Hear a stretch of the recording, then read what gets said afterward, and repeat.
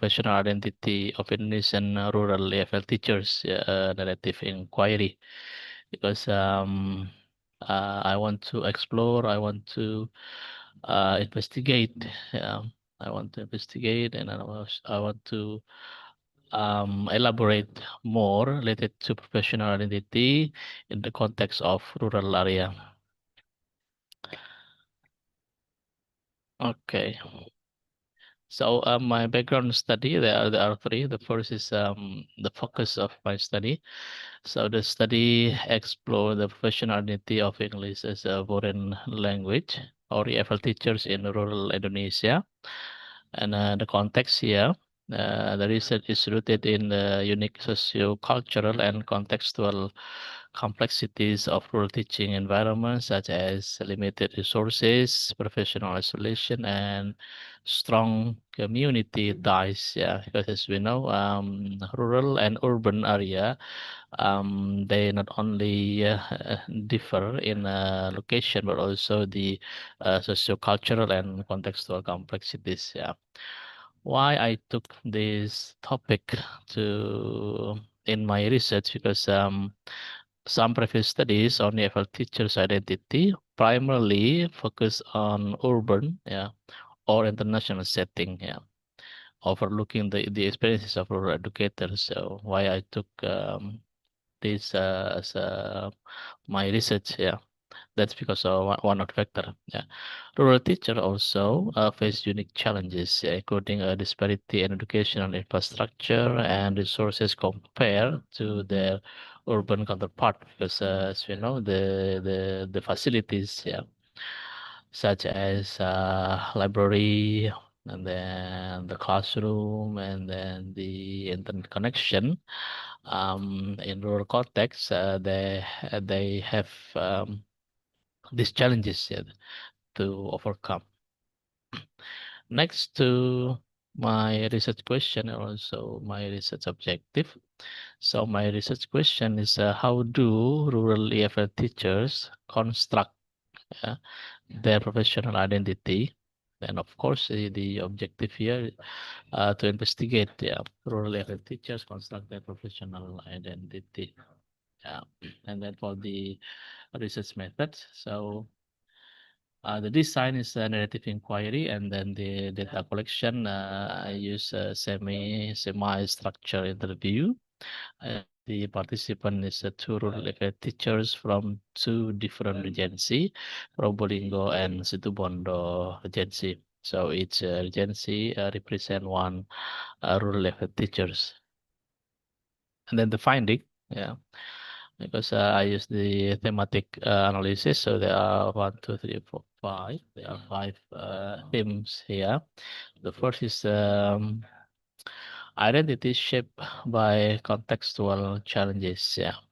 So teachers' identities are profoundly influenced by challenges like limited resources, outdated materials, and professional isolation. So they develop resourcefulness and creativity to adapt to their circumstance. As I did interview with teachers, they mentioned that they create and also make, yeah, a new worksheet for the students, because the worksheet, the short worksheet, ya, LKS yang diperjualbelikan, it's not suitable for the students comprehension, student skill, students understanding. So the teachers there, they create and also make a new module, yeah, a new model for the student. And then the second, how do rural level teacher construct the professionality, is a teacher community relationship. Yeah. So the close knit nature of rural communities mean teachers often serve as more than just educator. Yeah, they also like moral guides, community leaders, and social workers. Yeah, this dual role can be a source of pride, but also overwhelming. Yeah, so double, we can say it's a double shift. Yeah, or double rules. Yeah, for teachers, it is going to be different from urban context. Yeah, and then the third is personal resilience and professional growth. Yeah. Teachers show remarkable resilience, transforming their initial struggle into a deeper sense of fulfillment and purpose. They proactively seek professional development through online courses and social media because the limitation, limitation of the financial, so they try to look for the online, free and online workshop, online free seminar, like webinar and such. And then the fourth is tension between policy and reality. Yeah. So there is a conflict between national policies advocating for modern pedagogical approaches and the lack of resources to implement them in rural settings. Yeah, because ideal, the national policies ideal for urban because they have a complete facilities, but it's going to be different from in rural context. Yeah, because lack of resources. Yeah, so this creates a sense of professionality conflict for the teachers. Yeah, because so you know that if they want to be a professional teachers, they have to follow and they have to uh, join, some professional group, such as M.P and such. Yeah. And then the last is teaching as a vocational calling. Yeah. So many teachers view their profession as a vocation, not just a job. Yeah. Their intrinsic motivation comes from a deep passion for teaching and the desire to help their students succeed. Yeah, because as we know, in a private school, they depend on the boss, operational school, from the government. So they sometimes they get paid for about 300,000 for 3 months. So 100,000 for a month. Yeah. So you can imagine how uh, the the condition, how the condition of rural and urban context.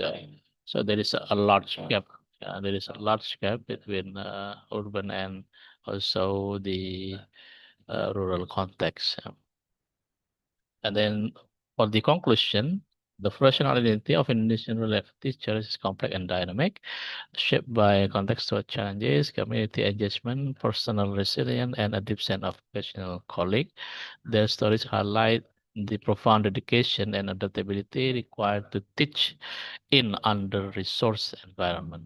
So for the recommendation, future research should continue to amplify the voices of rural educators to inform national reform efforts and promote equitable and inclusive English language education in Indonesia. And of course, this research has limitation. The study underscores that one size fits all policies are ineffective for rural educators. Okay, thank you. That's my last slide for my presentation today. Thank you, Pak Noval. Okay, thank you very much, Mr. Syaiful Islam. And Mr. Bradiansha, you can give any response. Okay, thank you, Mr. Noval.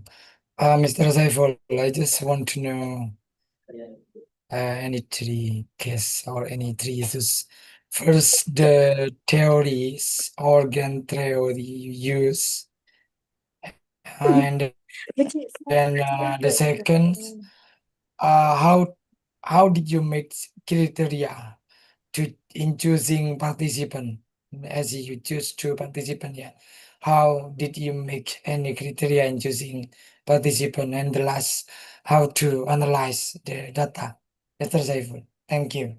Okay, thank you, Pak Brady. So the theory I use is from the socio-cultural theory from Gomez and Lucas, 2022, and then they design and create the theory related to uh, constructing professional identity. And then the second, how I choose the participant, because here there are two EFL, yeah, two rural EFL teachers. So the first is the first criteria. It's based on their teaching experiences for about 10 years, more than 10 years teaching experience. And the second is they come from that area. Yeah, so not the teacher from the from urban and then teach in the rural context, but they are from the rural context itself. Yeah, because I want to know the original, yeah, the original side from the original people to hear the voices. Yeah, and then the third, yeah, the third criteria is of course in the rural text, based on the BPS criteria, the means of rural here, the majority of people are farmers. Yeah, so I took that reference as my criteria as a rural context. And then for the data analysis, I use thematic analysis. Okay, that's it, Pak Brady. Thank you, Mr. Okay.